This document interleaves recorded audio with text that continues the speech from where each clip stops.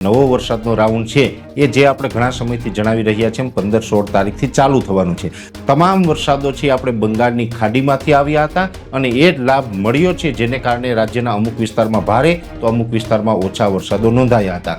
જોકે 15 થી 21 ઓગસ્ટ વચ્ચે જે વરસાદનો રાઉન્ડ આવશે એ પણ બંગાળની ખાડીમાંથી આવવાનો છે, પણ અરબ સાગર સક્રિય થઈ રહ્યો છે એટલે એવું લાગી રહ્યું છે કે હવે ઓગસ્ટ મહિનામાં પણ જે ઓગસ્ટ મહિનાનું છેલ્લું અઠવાડિયું હોય એમાં પણ સારા વરસાદો છે એ ગુજરાતને જોવા મળશે. 1 સપ્ટેમ્બરથી લઈ અને 30 સપ્ટેમ્બર સુધીનું જે સેશન હોય છે એ તમામ સેશનની અંદર ખૂબ સારા વરસાદો છે ગુજરાતમાં જોવા મળે તેવું એક અનુમાન છે.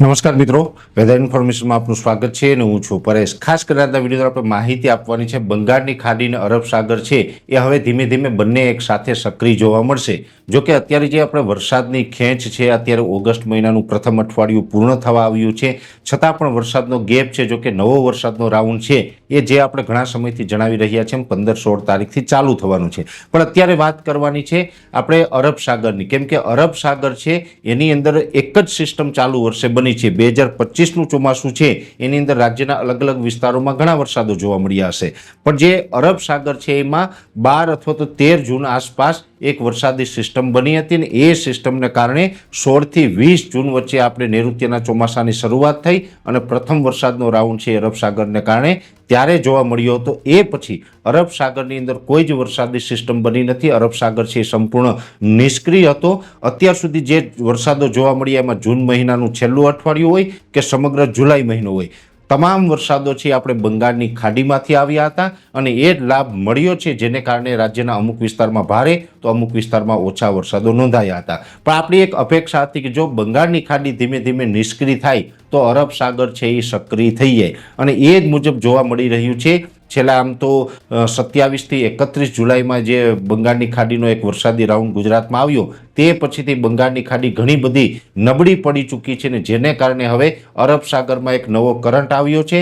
ખાસ કરીને 2 દિવસ પહેલા એક વરસાદી અસ્થિરતા છે એ દક્ષિણ ભારતના કેરળના દરિયાકાંઠે હતી, એ અત્યારે ગોવાથી નજીક છે અને કર્ણાટકથી પશ્ચિમ દિશામાં અરબ સાગરની અંદર એ અસ્થિરતા જોવા મળી રહી છે અને એ અસ્થિરતા મજબૂત છે અને એ અસ્થિરતાનો ટ્રફ છે એ બંગાળની ખાડી સુધી પણ લંબાયેલો છે. એટલે મજબૂત જે આપણે અસ્થિરતા અને એનો ટ્રફ બંગાળની ખાડી સુધી લંબાવો આ પ્રથમ ઘટના છે 2025ના ચોમાસામાં જોવા મળી રહી છે.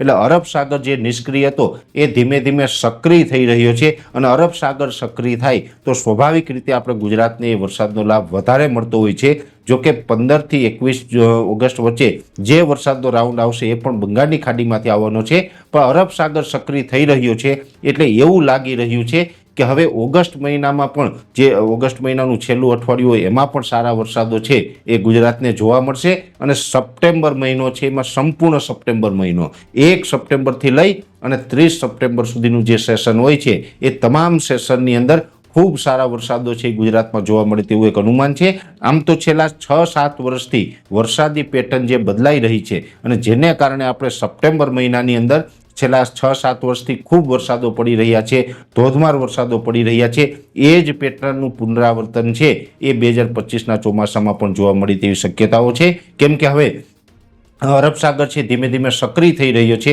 અને એની સક્રિયતાને કારણે ઓગસ્ટના છેલ્લા અઠવાડિયામાં તો અરબ સાગરમાંથી વરસાદી સિસ્ટમનો લાભ મળશે જ, પણ સપ્ટેમ્બર મહિના દરમિયાન પણ ત્યાંથી વરસાદો આવતા રહેશે. ખાસ કરીને ઘણા બધા વિસ્તારો આ વર્ષે એવા છે કે જ્યાં વરસાદનું પ્રમાણ ઓછું છે, જે ખેડૂતોને પાણીનો ડર છે કે હવે અમારે શિયાળુ પાક કે ઉનાળુ પાક નહીં થાય, પાણી ખાલી થઈ જશે અને આ વર્ષે ખૂબ સારા વરસાદો નથી. આવો ડર છે એનો ડર દૂર કરે એવા એક આ સારા સમાચાર કહી શકાય કે ગુજરાતની અંદર અરબ સાગર હવે જે સક્રિય થઈ રહ્યો છે એને કારણે ઓગસ્ટ મહિનાનું છેલ્લું અઠવાડિયું અને સંપૂર્ણ સપ્ટેમ્બર મહિના દરમિયાન એટલા વરસાદો પડશે કે આપણી પાણીની તમામ સમસ્યાઓ સોલ્વ થઈ જશે. આવનારા સમયમાં આપણે શિયાળુનું ઉનાળુ પિયત કરી શકીએ એવા વરસાદો પણ જોવા મળશે. કૂવા બોર છલી જાય, ડેમો ઓવરફ્લો થાય, આ પ્રકારના વરસાદો છે એ પણ આવનારા સમયમાં જોવા મળી શકે. એટલે ખાસ કરીને સૌથી મોટા અને સારા સમાચાર આને ગણી શકાય કે અરબ સાગર ઘણા સમયથી નિષ્ક્રિય હતો એ હવે સક્રિય થઈ ચૂક્યો છે અને હવે ધીમે ધીમે એ વધારે સક્રિય થશે અને હવે ત્યાં વરસાદી સિસ્ટમો બનવાનું પણ ચાલુ થાય તેવું એક અમારું અનુમાન છે. વિશેષ માહિતી છે નેક્સ્ટ વિડીયોમાં આપવામાં આવશે.